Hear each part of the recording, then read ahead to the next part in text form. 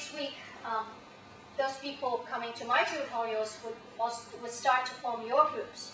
Okay, start thinking about what you want to do.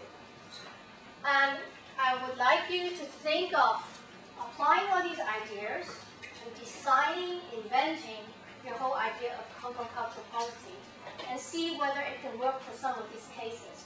For example, the West Kowloon Cultural District, or the Cattle Depot in Naupan, or artist villages that we're going to visit, like in Shakti May. Or you can choose other places if you are more familiar with them, like Fuotan, Fuotan Artist Village.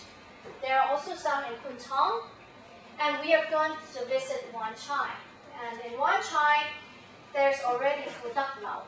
If you haven't been there, you should try. And the government, Urban Renewal Authority, is going to turn Greenhouse, Mallory Street Greenhouse, into another artist village and creative industry cluster. So all these places are being invented through urban development. And how could we actually make these places possible as a cultural space that is decolonized or decolonizing? If we have a more decolonized cultural policy and planning, then we can integrate all these ideas into local communities and everyday life. Now, at this point, this is one of these introductory classes, and from now on, we're going to think about the methodologies and also more issue by issue and case by case debate. So, as a class, I want you to be one of those first cohort of people in Hong Kong to think about what post-colonial cultural policy should be or could be. Against a depoliticized, sanitized cultural policy that discourages people from thinking culturally, politically, socially, critically. Against this depoliticized, sanitized cultural policy that does not encourage critical thinking and local involvement, that only imports Western art most of the time, or adopt Western art for the local context. We need to develop a counter policy of bottom-up, community-based, participatory involvement in urban policy design to create a democratically generated plan for the community. A decolonized culture is first and foremost a democratic culture. A culture where everyone can and would participate in decisions that affect them and the quality of their lives. Now, the policy should also help to create or recreate our local cultural infrastructure, the cultural infrastructure of a post-colonial city. And in one of your supplementary readings, there is a report by the Culture and Heritage Commission. It's one among your readings.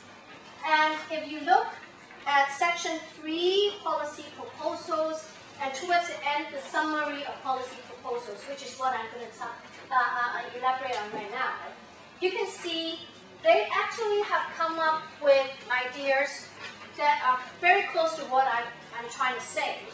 But I'm trying to put a lot more emphasis on understanding it as post-colonial cultural policy. But they don't have the word post-colonial in it.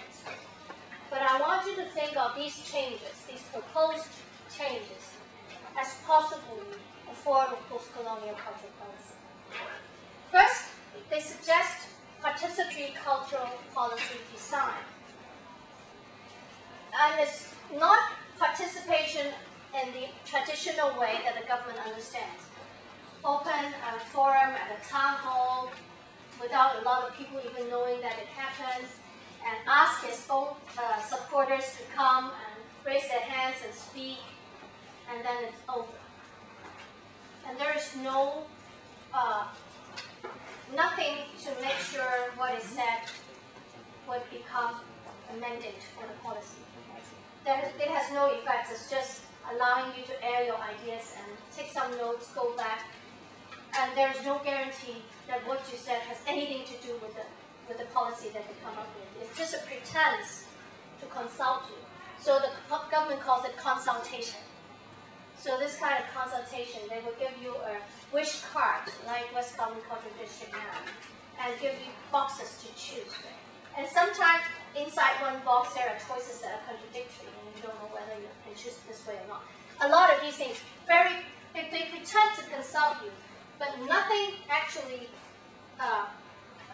nothing during these consultations actually affects the way they decide things. So in order to make this kind of policy suggestion about participatory cultural policy design, we need a very important change in what we call procedural justice. In the whole procedure of executing this policy, you need to make the procedure just at every instance, not just pretense. So a procedural justice would be one way we evaluate whether a policy is executed, whether it's transparent, whether all information necessary is given to the public, whether the public has information freedom and information right, transparency, and also whether it is widely advertised so that and more than one channel of access, and so on and so forth. There are a lot of things that I will go into detail later on about how to guarantee that participation is real participation, and that is really people-oriented. It's easy to make it a slogan and claim that everything is people-oriented, but how do you evaluate whether a policy is executed really in a people-oriented way? We will need to discuss that together. And there's also the policy suggestion of a community-driven policy, right? Community drive as a guideline and directive for policy. And it means also participation and community involvement. And this is a change in the role of the government, not government-driven, but community-driven, driven by the needs of the community.